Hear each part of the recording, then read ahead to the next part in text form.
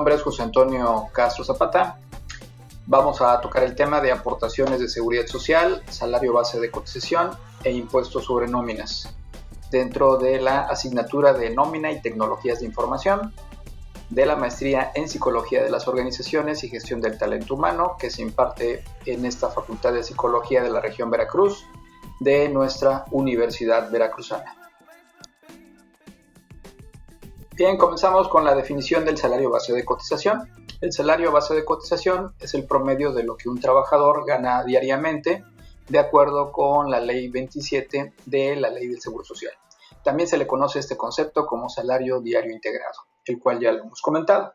El salario base de cotización se compone del salario diario y las prestaciones que pueda ganar durante ese año, como por ejemplo, pues las prestaciones mínimas de ley, 15 días de aguinaldo, días de vacaciones y la prima vacacional.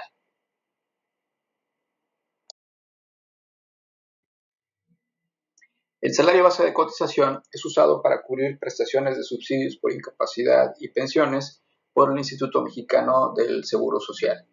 Es importante que el patrón calcule el salario base de cotización para determinar el monto de las cuotas obrero-patronales al IMSS, así como las aportaciones al Instituto de Fondo Nacional de la Vivienda para los trabajadores Infonavit.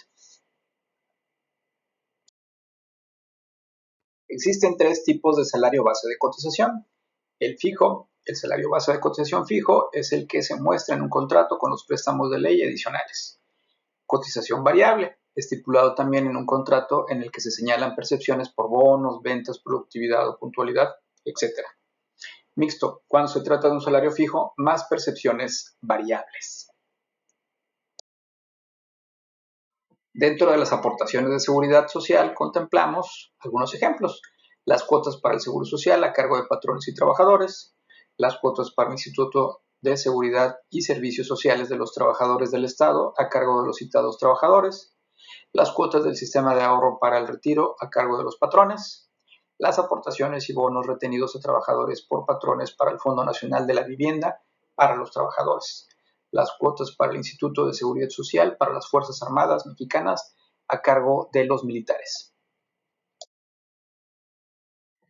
La prima de riesgo del trabajo se determina conforme al grado de peligrosidad o siniestralidad por parte de la entidad. Los patrones, cuando se inscriben por primera vez al Instituto Mexicano del Seguro Social, deben identificar la prima de riesgos en la cual deben cotizar de acuerdo con la actividad o giro de la empresa. Para calcular la prima de riesgo de trabajo, en primer término debemos ubicar en la clase de acuerdo con el grupo y fracción señalados en el catálogo de actividades establecidos en el artículo 196 del reglamento de la Ley del Seguro Social en materia de afiliación, clasificación de empresas, recaudación y fiscalización. Entonces ahí nos ubicamos dentro de este catálogo. Hay una serie de actividades que corresponde a cada grupo y se ubica por cada actividad la clase que corresponda. Ya que se ha determinado la clase, procedemos a situarnos en la tabla del artículo 73 de la Ley del Seguro Social, que contiene las primas medias de riesgos. Realizado esto, pues la cantidad podría pagar la prima media de la clase que le corresponde conforme al reglamento. Entonces ubicamos aquí la prima que corresponde, la prima media, de acuerdo a la clase, por ejemplo la 1, en porcentaje le corresponde el 0.54355, clase 2 el 1.13065%, la clase 2 el 2.59840%, la clase 4 el 4.665325% y la clase 5 le corresponde el 7.58875%.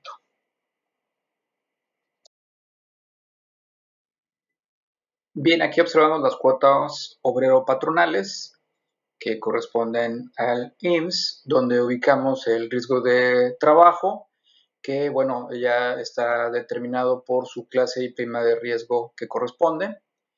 También tenemos enfermedades y maternidad, pues en dinero se ubica en el 0.70%, invalidez vida, pues está en el 1.75%, En retiro, cesantía en edad avanzada y vejez corresponde el 3.150%, cifra que tendrá que irse actualizando según sabemos de aquí al 2030. Esta va a seguir subiendo conforme cada año.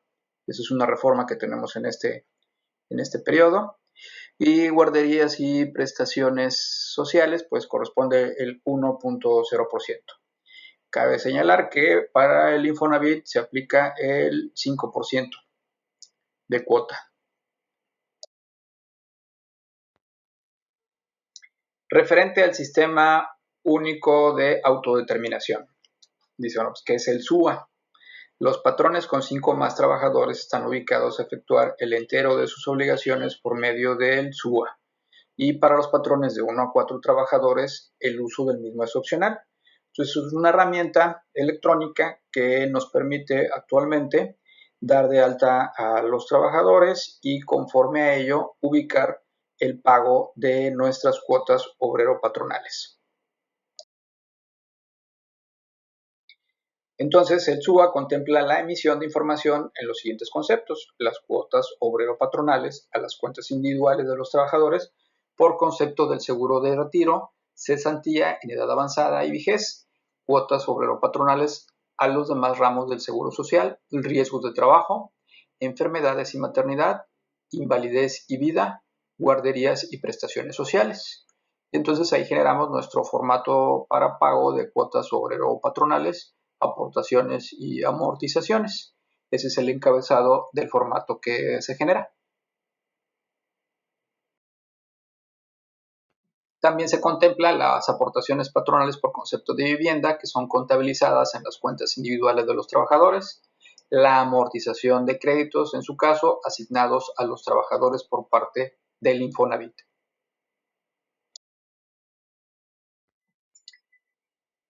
A continuación comparto el apartado de los impuestos sobre nóminas. Desde 2005, al modificarse las disposiciones fiscales para permitir a los estados establecer impuestos celulares sobre los ingresos que obtengan las personas físicas sin que se considere un incumplimiento de los convenios celebrados con la Secretaría de Hacienda y Crédito Público, el legislativo no incluyó a las personas que perciban sueldos y salarios por considerar que las entidades federativas no tenían limitación alguna para gravar los salarios y asimilables. Y entonces se determinó la creación de estos impuestos locales que corresponde retener a cada entidad federativa en su caso. El impuesto sobre nóminas pues está a cargo del patrón y se encuentra establecido en la mayoría de los estados de la República Mexicana. Donde se encuentra implementado tiene una tasa entre el 2% y el 3%. El impuesto sobre nóminas, que su nombre formal es impuesto sobre erogaciones por remuneraciones al trabajo personal, pues está establecido en el Código Financiero para el Estado de Veracruz de Ignacio de la Llave vigente y se establece en una tasa del 3%. O sea, para el Estado de Veracruz corresponde una tasa del 3%. El objeto para determinar la base gravable de este impuesto estatal es, en términos generales, toda percepción que reciba el trabajador dentro del territorio del Estado de Veracruz. Y las excepciones a este impuesto están establecidas en el artículo 103 del mismo código, conforme a las siguientes fracciones. Estas exenciones son muy interesantes. Tratemos de ubicar cuál fue el sentido de los legisladores para ubicar la naturaleza de las exenciones y buscar precisamente el apoyo a la comunidad. Bien, estas exenciones quedan aquí, dice la fracción primera, determina las erogaciones que se efectúen por concepto de, o sea, no graban para impuestos sobre nóminas, ayuda o vales para despensa y vales de restaurante, alimentación, pagos de membresías o mantenimiento de clubes sociales o deportivos, pago de colegiaturas y becas para trabajadores o para sus hijos, seguro de vida, seguro de gastos médicos mayores, gastos y honorarios médicos y arrendamiento financiero de vehículos para trabajadores. La B, indemnizaciones por la rescisión o terminación de la relación laboral. Las exenciones de la fracción 1 continúan en el inciso C, indemnizaciones por riesgos de trabajo, enfermedades profesionales que se concedan de acuerdo a las leyes o contratos respectivos. Inciso D, pensiones y jubilaciones en los casos de invalidez, vejez, cesantía en edad avanzada y muerte. Viáticos y gastos de representación efectivamente erogados por cuenta del patrón y que hayan sido debidamente comprobados en los mismos términos que para su deducibilidad requiere la ley de impuestos sobre la renta. O sea, están topadas las exenciones también conforme el impuesto sobre la renta. Continúan las exenciones de la fracción primera, los instrumentos de trabajo tales como herramientas, ropa y otros similares. El inciso G, participaciones de los trabajadores en las utilidades de las empresas.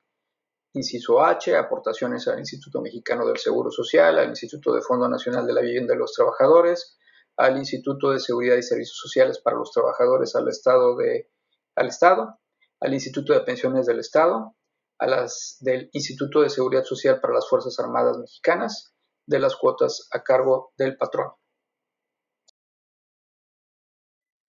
También están exentas, inciso I, los pagos por tiempo extraordinario cuando éste no rebase de 3 horas diarias ni 3 veces por semana de trabajo. El inciso J, alimentación y habitación cuando se entregue en forma gratuita. Inciso K, los gastos funerarios. Siguen las exenciones en el inciso L, el ahorro cuando se integra por una cantidad semanaria, quincenal o mensual, igual del trabajador y del patrón, si se constituye en forma diversa o puede el trabajador retirarlo más de 2 veces al año, integrará salario. Tampoco se tomará en cuenta las cantidades otorgadas por el patrón para fines sociales de carácter sindical. Inciso M, las despensas en especie o en dinero, los premios anuales por asistencia y puntualidad del inciso N. Finalmente, esta fracción primera, en el inciso O, establece también que están exentas las cantidades aportadas para fines sociales, considerándose como tales las entregadas para constituir fondos de algún plan de pensiones establecidos por el patrón o derivado de contratación colectiva. Los planes de pensiones solo serán los que reúnan los requisitos que establezca la Comisión Nacional del Sistema de Ahorro para el Retiro. Pero si indica al final la fracción primera, para que los conceptos mencionados se exenten, deberán estar debidamente registrados en la contabilidad del patrón. O sea, debe de acreditarse la deducibilidad y que sean estrictamente indispensables para el ejercicio de la entidad. La fracción segunda del artículo 103 también señala como exentas del impuesto las erogaciones que efectúen, y aquí nos muestra el inciso A. Todas las entidades que tengan esta actividad estarán exentas de pagar el impuesto sobre nóminas. Continúa la fracción segunda en el inciso B con también exentas del impuesto sobre erogaciones los ejidos, uniones de ejidos y comunidades, también asociaciones rurales de interés colectivo, unidad agrícola e industrial de la mujer campesina, colonias agrícolas ganaderas.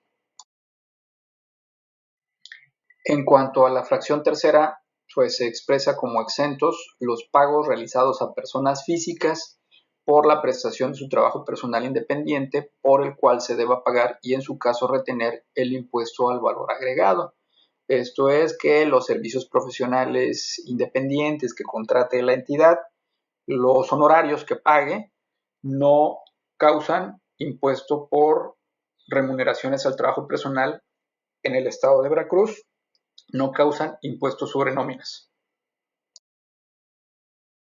La fracción cuarta determina que cuando el patrón contrate a un trabajador de reciente ingreso para ocupar algún puesto de nueva creación, sin que pueda recibir este beneficio o dependencia pública alguna y siendo aplicable únicamente respecto de trabajadores que perciban diariamente hasta 6 veces el salario mínimo general vigente en la zona del estado donde se haya dado la contratación. Para los efectos de la presente fracción se entenderá por trabajador de reciente ingreso a la persona que preste sus servicios a un patrón que reúnan una o más de las siguientes características. Entonces, las personas de nueva contratación, de reciente contratación, deben tener estas características y no pagarán impuestos sobre nóminas. Continúan aquí las características de esos colaboradores de reciente creación. El pago de estas nóminas no causarán impuesto. Finalmente, las erogaciones exentas para no gravar el impuesto sobre nóminas quedan ubicadas en la fracción quinta del mismo artículo 103, donde dice las erogaciones que efectúen los contribuyentes en favor de madres solteras o de jefes de familia que tengan hijos con algún trastorno o discapacidad debidamente certificado y que dispongan de jornadas laborales reducidas para atender a sus hijos. Entonces observamos que el espíritu del legislador va en el sentido de favorecer que las empresas contraten a personas con estas características y esos sueldos que paguen las entidades no causarán el impuesto sobre erogaciones por remuneraciones al trabajo personal. Impuesto sobre nóminas, que para el estado de Veracruz la tasa es del 3%. Comparto referencias consultadas. Gracias por su atención.